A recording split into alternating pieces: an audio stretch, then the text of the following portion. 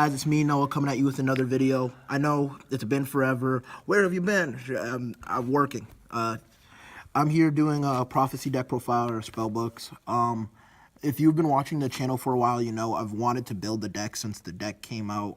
And then every time I wanted to, card prices went up, then they went down. So I finally have everything I need to play a version of the deck. Let's say if this gets 15 likes, I'll do a duel with this, and then if this gets 20, I've been meaning to test true Draco spellbooks. I think the deck has a lot of potential, so let's get straight into it. Obviously, you play triple blue boy. I'm not explaining this. I was testing 2 before, and the problem is that sometimes you want to discard him for knowledge, but the biggest problem the spellbook deck has as a whole is keeping a board established, and even having one spellcaster on the board can literally make or break your hand. Next, we have the 1 of prophecy monsters, 1 temperance, 1 justice. I didn't want to maximize on temperance because you only play 3 targets for him to special summon, and the same thing with justice. I like justice in the deck, 1 because she allows you to search a spellbook when you activate her effect, and 2, if you power and swing, it's just an optimal amount of nets. Next for the big prophecy monsters, we play 2 high priestess. It's been a while since prophecy monsters or spellbooks have been like meta, so I'm going to kind of explain her. If you reveal 3 spellbook cards in your hand, or spellcaster spell cards in your hand, you can special summon her, and you can banish one spellbook card from your hand or from your graveyard in order to destroy 1 card on the field during your turn, which is really the problem. She's 25. I really like her. And then World of Prophecy. When World of Prophecy came out in the original set, it was considered to be the worst secret, like you did not want to pull it. I actually really like World because when World gets special summoned by a spellbook card or by a spellcaster monster effect, you get to add 2 spellbook cards to your hand, and then when you do that, if you have 4 spellbook cards in your hand and you can reveal them, you automatically get to destroy all cards on your opponent's side of the field. So that's really good, and she's 29, which makes her the strongest monster in the deck. Next, I'm kind of testing this engine. I actually really like it because, as you saw, there's there's 8 altogether, like spellbook / prophecy monsters. So it's really important that you have other spellcasters. So we play 1 Luna. For those of you guys that don't know, Luna is just a searcher for snow. So you play 2 snow, 1 Luna. Luna also has the effect that when an opponent goes to activate a monster effect, they can choose to either send another copy of that to a graveyard in order to resolve it, or they bounce that and Luna back to your hand. So that's really good, and it's 1850, which makes it a tank under power. Next for 1 of monsters, nothing crazy. 1 Jowgen. You didn't need to. You're not really playing Jowgen control. Jowgen just helps you out super heavy link based decks. So there's that. 1 Spell Striker. You can do a lot of cool things with him in Eternity, and you can also use him for XYZ or Link plays, or him and Desrudo equal level 7, and I'd prefer to save almost all of the monsters, so it really does help. That's it for monsters. It's a pretty low monster count. I'm pretty sure it's 14.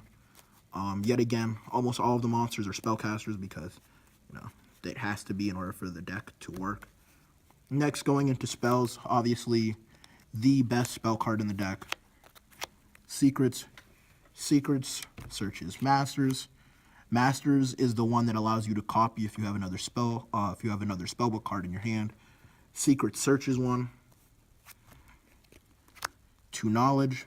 Knowledge allows you to send 1 spellbook card on the field, or in the field or in your hand, or 1 spellcaster monster you control on the field to graveyard in order to draw 2. 2 Tower. You don't really need 3. It doesn't provide a lot except the initial drawback, and you can banish it with Spell Striker in order to continue your plays. So that's super important. Next for 1 of, we play 1 Power.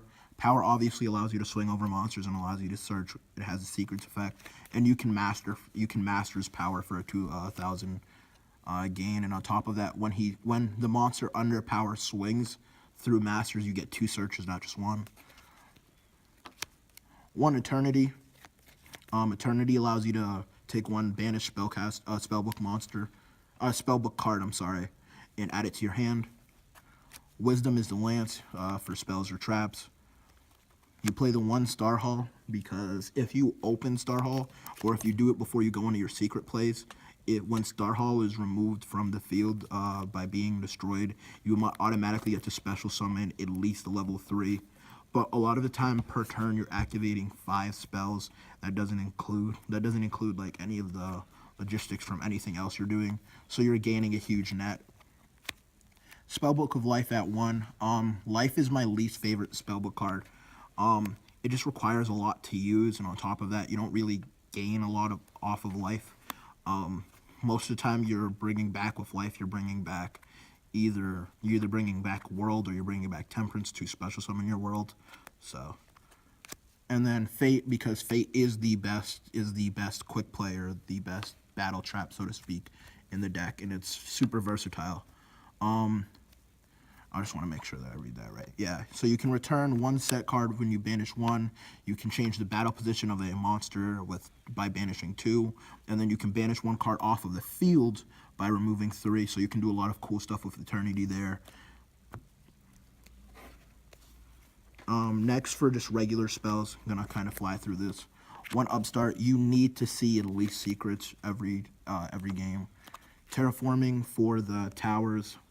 I only played 1 Terraforming because Secrets allows you to search it, and Masters also allows you to do that. Masters a copy of every spellbook card, so the search potential is really there, and I didn't want to over-search, so to speak. 1 Raigeki, 1 Twin Twister. I was playing 2. I don't really think 2 is necessary. Sometimes you actually do want to send World or High Priestess to Graveyard in order to enable your plays or enable life. And the 1 Day of Peace. This is the iffiest card in the deck. I like 1 Day of Peace. I was testing originally Wabaku, and I didn't want to play another trap. I wanted the 1 Day of Peace just because it's a quicker version and you can resolve something off of Star Hall when you play it. Next for traps, this is the final trap lineup. It's super small. 1 Warning, Triple Strike. These just because you need to shut out your opponent. This deck is very go first, establish a board, and if your opponent beats it, they beat you. But if not, like you've got game next turn essentially. You can swing for over 5,000 in some turns. And then last but not least, the last 2 we played 2 Mirror Force, just a battle reactive trap, nothing crazy.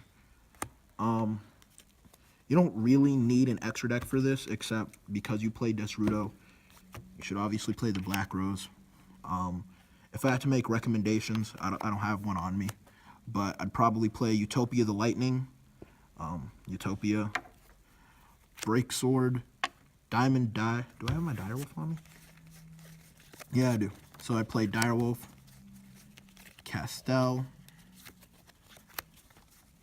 Dweller, Dark Rebellion, and Carnagorian. Those are all just like rank 4s that you can make with the Luna stuff. And then Gaia can be the link of your choice. I just happen to own a Gaia, so I brought Gaia. Yeah, that's it from me here at Team 1 Inch. Remember to like, comment, and subscribe, and I'll see you later on in the week.